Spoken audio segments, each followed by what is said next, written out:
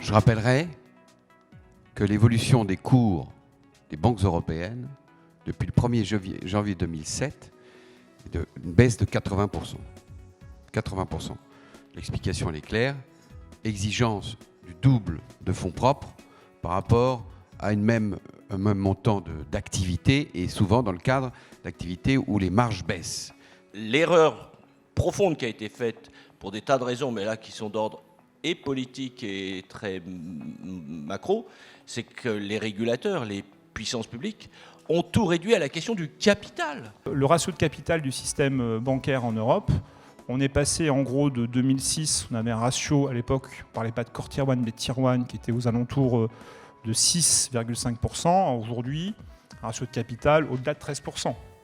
Je parle pour mon institution, le choc qu'ont dû subir mes actionnaires, c'est de doubler l'equity de la banque. La règle bâloise est trop conservatrice, mais dans ce cas, la bonne solution, ce serait de réouvrir le sujet à Bâle, non pas globalement bien sûr, mais précisément sur certains points, de manière à ce que le standard international puisse évoluer.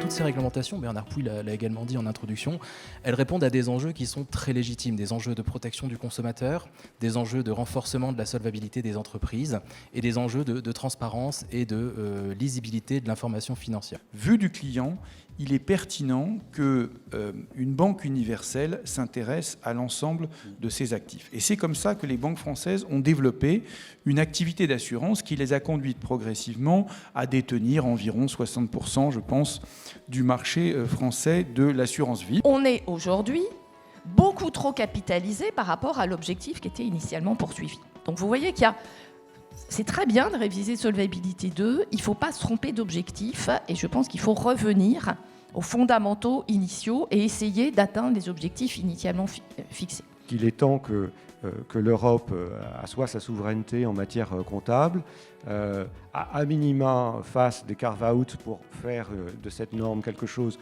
d'à peu près convenable pour l'assurance européenne et à moyen terme bâtisse des European Gap.